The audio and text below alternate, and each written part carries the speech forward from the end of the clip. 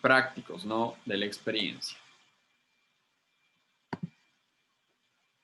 Dentro de las infecciones odontogénicas, es importante establecer que para que un paciente se llegue a infectar, ya sea por bacterias, virus u hongos, necesita algunas combinaciones tanto del agente infeccioso como del huésped de la infección. Recordemos que lo primero que tiene que pasar es que este agente infeccioso debe atravesar las membranas o las barreras de protección del cuerpo, como lo es la piel, lo que es la mucosa, el pH de las superficies y el sudor también conforma lo que es un mecanismo de defensa. Posteriormente a eso ingresa el microorganismo y va a depender un poco de la agresividad del mismo en cuanto a su capacidad de replicación, su capacidad de respuesta y el número también de agentes que ingresen. No es lo mismo que ingresen 10 bacterias que 10.000 bacterias. Y una vez que esté dentro del cuerpo, pueden ocurrir tres cosas. Uno, que el cuerpo no las pueda identificar y se genera una infección porque las defensas de tipo de linfocitarias o leucocitos no lo pueden identificar y así no lo pueden combatir. Dos, que las identifiquen, las combatan y ahí tienen dos resoluciones, que sean suficientemente fuertes o que el número sea inferior y que la infección no se lleve a cabo debido a que las defensas celulares contrarrestan la invasión bacteriana. Y tres, en las cuales, aunque hay una defensa, el número o la agresividad de las bacterias sobrepasan la respuesta del cuerpo, ocasionando una infección.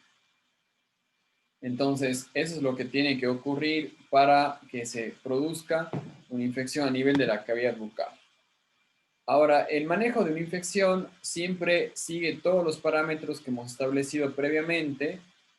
Es una anamnesis previa del paciente, hace cuánto tiempo le pasó, qué hizo, tomó medicamentos antes, tomó antibiótico antes, realizar una exploración física, viendo si hay un aumento de volumen, alguna pérdida de función, alguna dificultad para pasar la saliva, algunas consideraciones.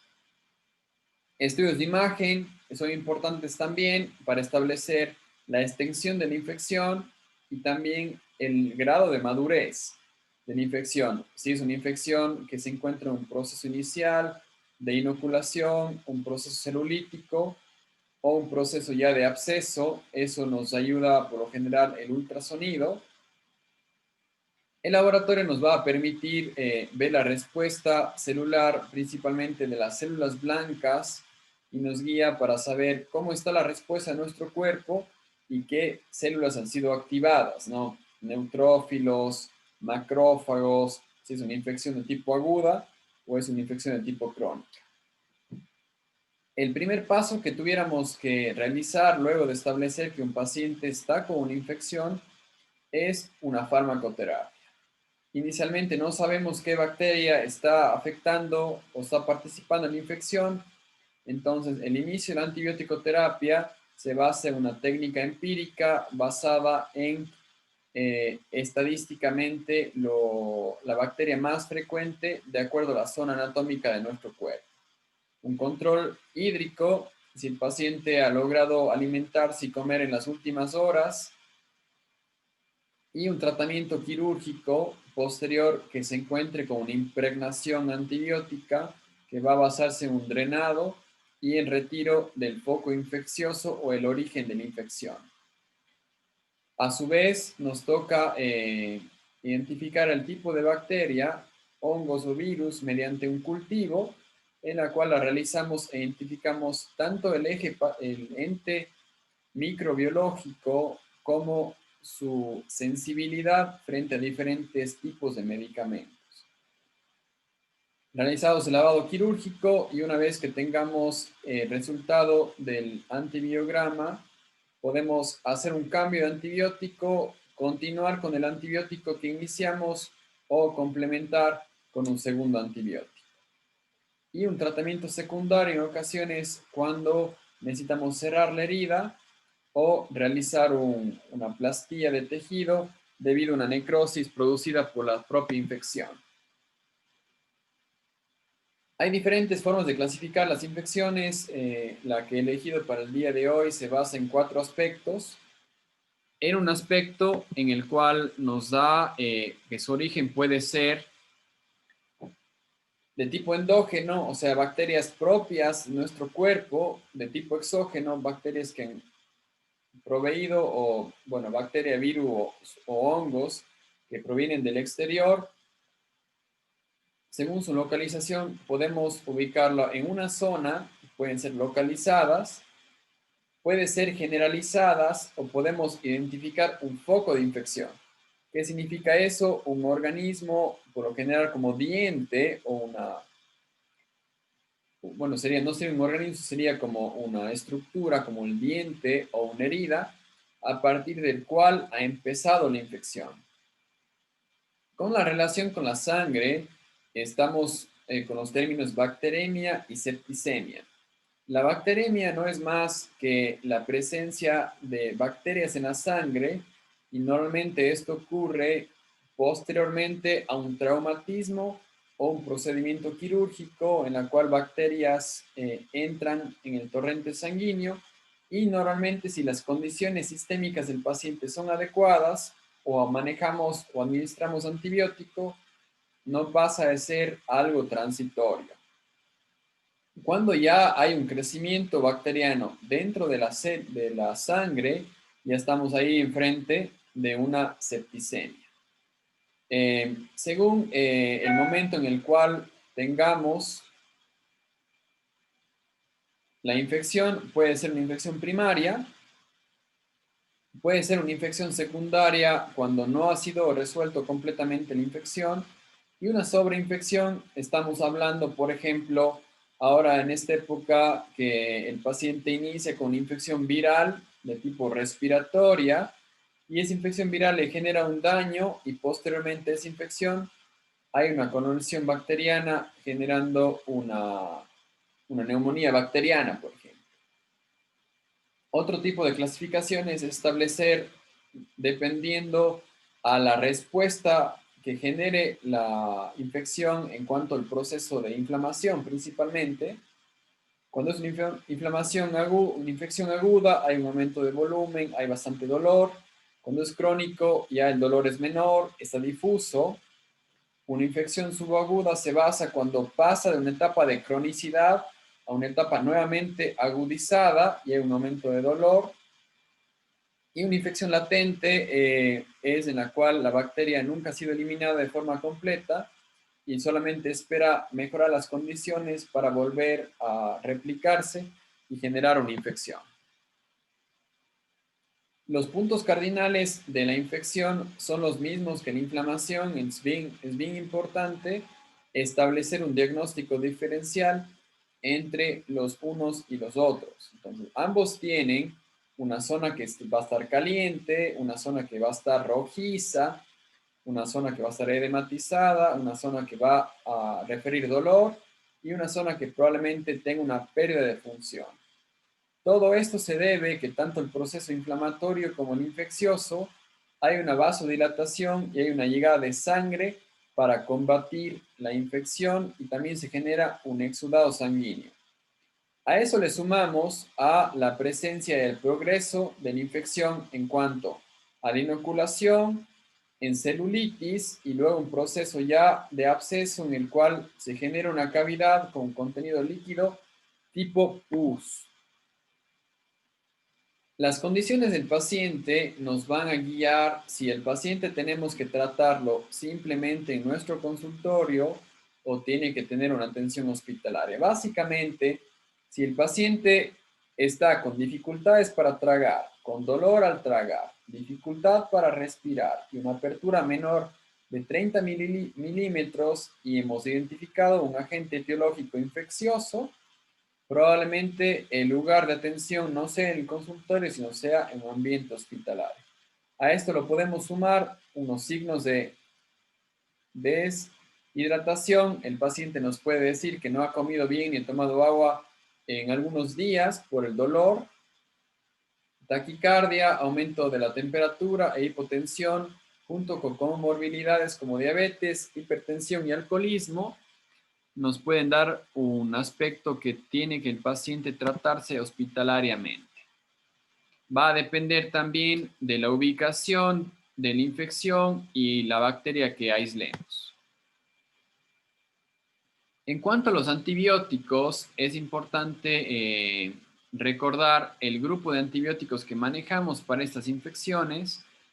Normalmente el grupo selecto o elegido para infecciones de cabeza y cuello son los beta-lactámicos, y recordando que estos también presentan efectos negativos como es náusea, vómito y diarrea, juntamente con reacciones de hipersensibilidad. A esto lo sumamos a los aminoglucósidos que tienen un alto efectividad para algunas infecciones como son infecciones por Escherichia coli, por ejemplo, pero tiene un alto porcentaje de toxicidad a nivel de riñón y de oído. El resto de antibióticos también tiene sus pros y contras y va a depender un poco de la respuesta del antibiograma, y algunos medicamentos están contraindicados como la quinolona en etapas de embarazo. Riesgos de antibióticos, siempre es elegir un antibiótico que en vez que genere beneficios, genere problemas. Tenemos que acordarnos que el antibiótico mata bacterias buenas como malas. Si exageramos en el uso de antibióticos, podemos tener una sobreinfección bacteriana, una molestia en el tracto gastrointestinal, y eso va a provocar una resistencia de las bacterias a unos próximos antibióticos. El ejemplo más importante de esto es la resistencia generada por los estafilococos al momento de producir la penicilinasa para combatir la penicilina, y eso nos ha llevado a incorporar el uso del ácido tranexámico para combatir esta deficiencia. Ahora, el uso de los antibióticos va a depender de las condiciones del paciente. Siempre es mejor y más eficaz la administración intravenosa, y se recomienda iniciar un proceso de tratamiento antibiótico iniciando con una dosis superior a la normal, que se considera como una dosis de impregnación. Va a depender también de la gravedad del caso y del cómo ha dado respuesta el sistema inmunológico del paciente. Hay estudios también que nos han ayudado a identificar mayor porcentaje de estas bacterias en los sitios que pueden ocasionar infecciones. En este caso, los grupos de los estafilococos son los principales agentes etiológicos. Cuando estamos frente a una infección odontogénica, no es solamente una bacteria la que nos genera la infección. Normalmente es una unión de 6 especies de bacterias o más, y lo normal es que la bacteria sea el grupo de cocos gram positivos, anaerobios y facultativos, o sea, que pueden vivir o pueden adaptarse a las condiciones de una superficie sin oxígeno, ¿no? De este caso, igual, los estafilococos son los principales representantes. Esta tabla es una tabla que me gustará que memoricen. Sí, les voy a dar un minutito para que lean mientras vamos repasando cada una de las etapas de la infección, de cómo pasa de un estadio de inoculación a un estadio celulítico y posteriormente a un proceso de tipo infeccioso como es el absceso, ya una infección madura. Revisen la tabla 30 segundos.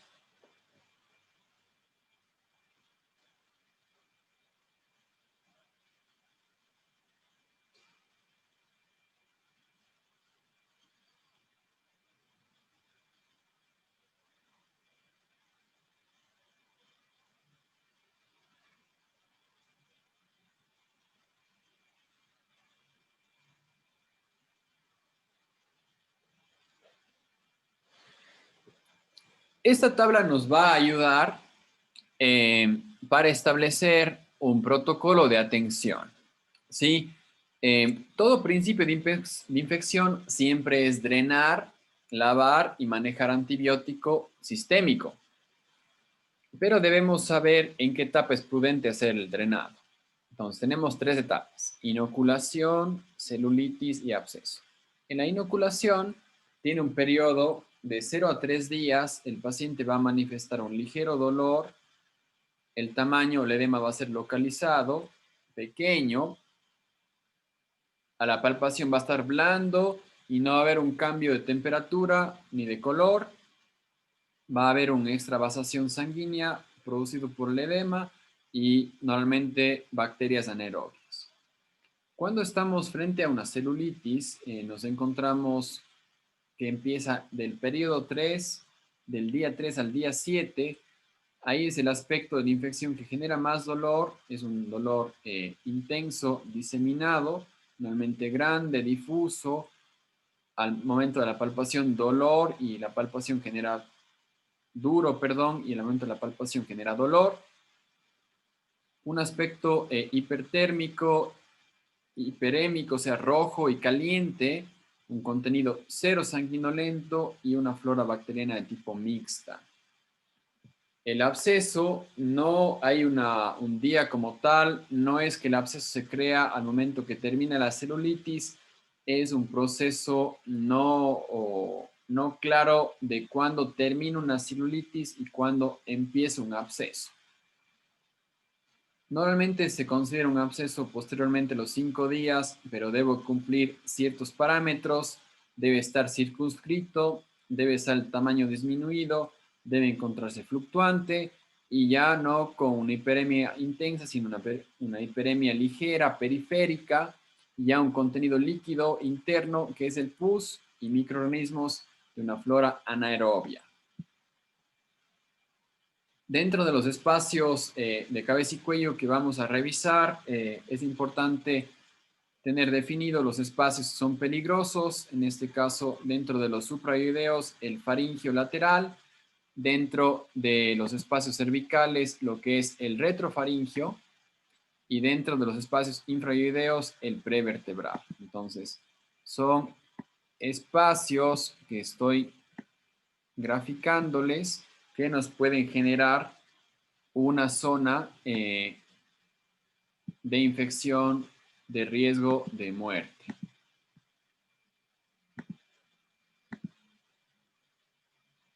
La etiopatología puede ser debido a una infección ocasionada por una fractura, una infección por un diente, por un resto radicular, luego de un procedimiento endodóntico fallido de tipo pulpitis o un proceso de tipo periodontal. El periodo clínico, como mencioné, un periodo de inoculación, el cual hay una contaminación, un crecimiento bacteriano. Y clínicamente podemos observar ya cuando pasa una etapa, un aumento de volumen, una colección de contenido purulento. Y dependiendo de dónde se ubique esta infección, se ubica a nivel del tejido de piel y mucosa, se considera como celulitis, y cuando se encuentra a nivel de músculo, se lo considera como flemón. La celulitis, como ya mencioné, va a ser un aumento de volumen, difuso, no específico, y el absceso ya un contenido necrótico con restos de células muertas, con contenido purulento para ser drenado. Dentro de las definiciones de infecciones también tenemos lo que es una infección de localización primaria, donde mínimo la infección atraviesa el periósteo para ser considerada como tal.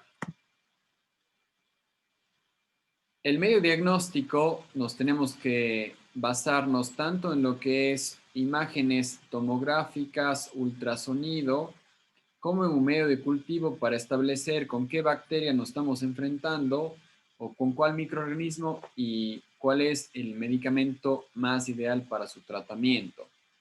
Como hablamos en la etapa de diagnósticos por imagen, el ultrasonido nos va a permitir establecer si la infección está en un proceso celulítico o un proceso de absceso, ¿no? Nos va a mostrar si hay un contenido en el cual podemos drenar y es una de las guías que tenemos para tener un tratamiento. ¿Qué debemos tener al momento de hacer un tratamiento de una infección? Lo principal es, primero, que el paciente debe tener una administración de un antibiótico profiláctico para evitar que la bacteremia que se genere problemas. Entonces, el antibiótico debe estar administrado previo. Debemos, obviamente, bloquearle al paciente para evitar que tenga dolor, aunque una infección va a tener un pH en el cual el medicamento no va a ser tan eficiente, y debemos anestesiar en una zona ligeramente alejada de la infección.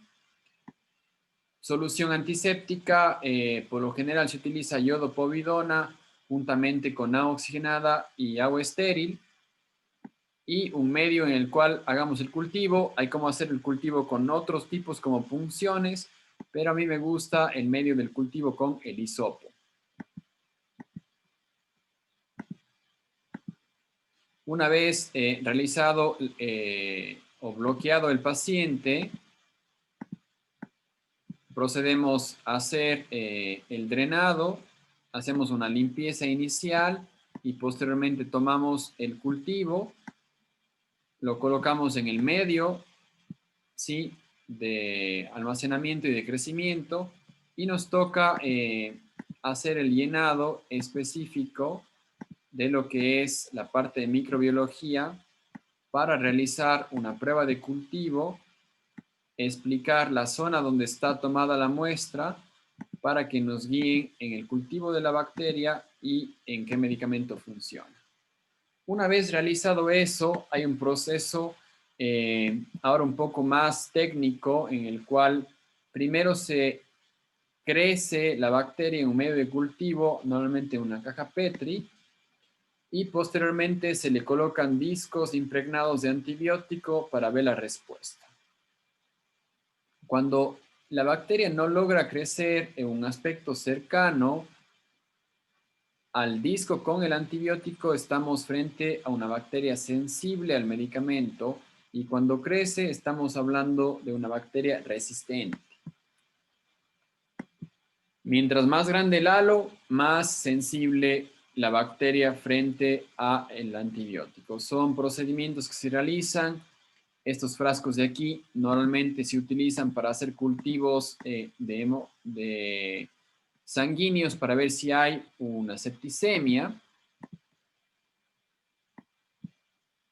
Y bueno, también cómo colocar medios de punciones no solamente de sangre, sino de otros contenidos líquidos.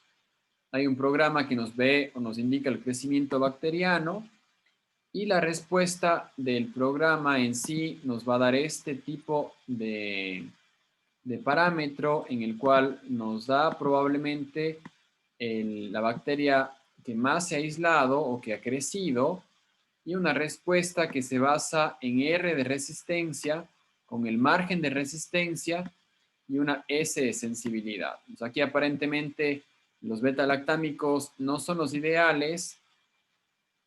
La ampicilina y la ampicilina con sulbactam están resistentes, las penicilinas de primer grado están resistentes, y las penicilinas de segundo y tercer grado se encuentran ligeramente sensibles.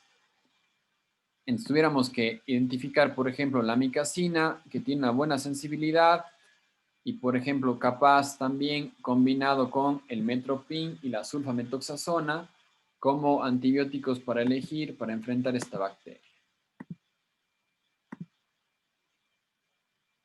Hay también estudios que refieren un tipo de bacteria dependiendo del estado de la infección. Habíamos hablado de cuando hay anaerobios y está en un aspecto celulítico, estamos por lo general frente a los streptomyces. Y cuando estamos en procesos anaerobios, normalmente nos referimos a estreptococos, ¿sí? Pero también estos antibióticos, perdón, estas bacterias que ustedes las van a recordar porque son las bacterias que también se encuentran en procesos de infecciones o periodontitis crónicas, o por ejemplo la agresiva, que es la guna. Son bacterias que se encuentran en la cavidad oral, pero normalmente no causan una infección. Luego de la toma radiográfica, identificando el agente causal, nos toca revisar lo que es el número de leucocitos que está generando la infección y ver si necesitamos un combin dental, un ultrasonido o una tomografía médica. Identificar el lugar, si es que ya ha pasado lo que es la zona del periósteo, puede llegarse a ubicar en una zona de un espacio virtual. Si usted se acuerda, la clase de anatomía, teníamos que las incisiones de los músculos o los músculos en sí se rodeaban por una membrana que era la fascia, y entre músculo y músculo había las fascias de entre ellos y generaban espacios virtuales. Esos son los caminos por los cuales toman infección para trasladarse. Tenemos la zona anterior, tenemos aquí en la coloración diferentes tipos de caminos que lleva la infección. Ahora, este me gusta bastante porque nos indica un poco de la relación de los dientes con, este color está malo, con respecto hacia dónde se nos puede ir una infección. Entonces, es importante cuando la infección es dental, recordar algunas cosas como son la inserción de los músculos, en este caso, la inserción del músculo buccinador, inserción del músculo macetero, inserción del músculo miloioideo, ¿sí? Son claves para establecer hacia dónde se va la infección. Entonces, si la infección se encuentra en el ápice de un segundo o tercer molar, probablemente la infección vaya por debajo del miloioideo hacia el espacio submandibular, en el cual nos puede generar una dificultad al momento de diagnosticar porque es algo que clínicamente se manifiesta más tarde, a diferencia si la infección se va sobre lo que es sobre lo que llegara a ser el músculo, generando un proceso infeccioso más sencillo de identificar y de curar. Así igual en el maxilar superior puede tener 3 lugares de desembocadura. Por debajo o antes de lo que es el músculo buccinador, sobre el músculo buccinador,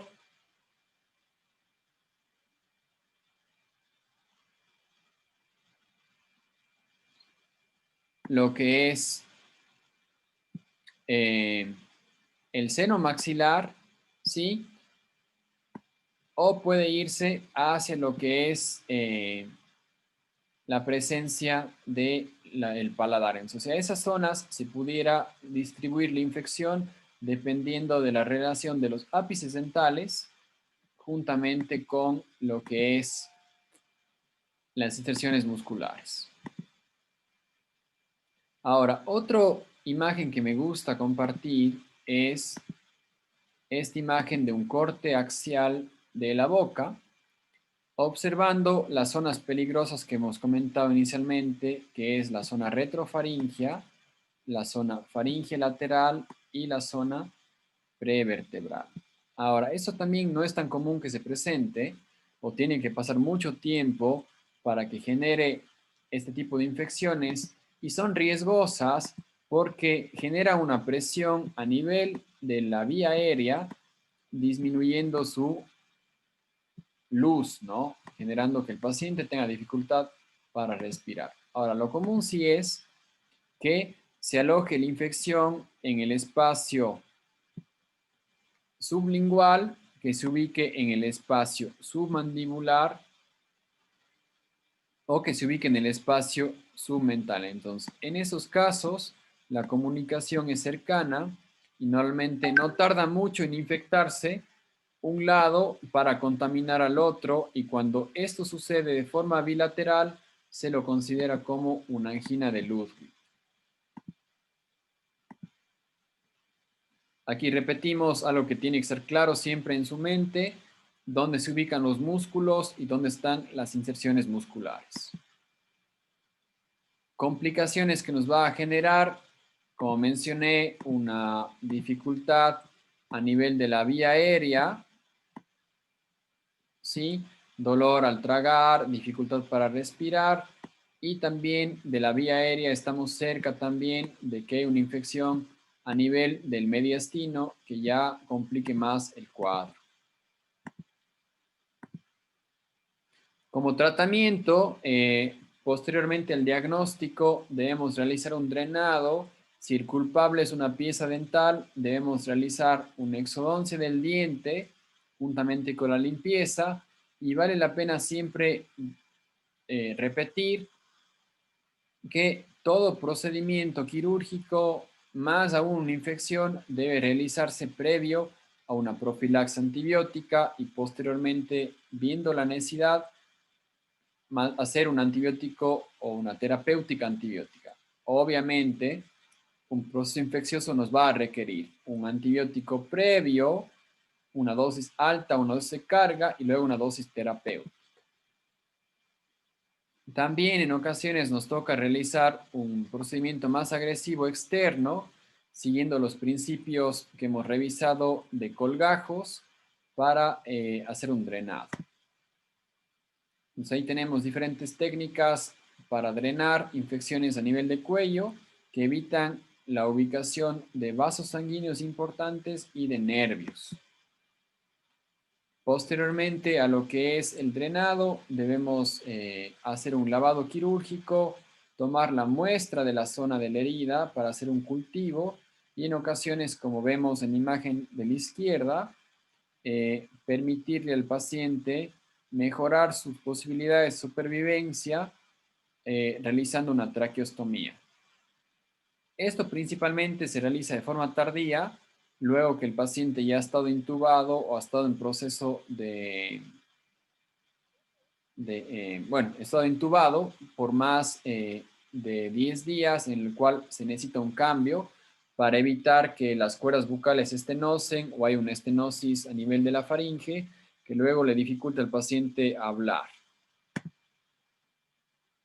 Entonces, el tratamiento quirúrgico es una limpieza, un lavado y la colocación de un dren para permitir que el paciente tenga un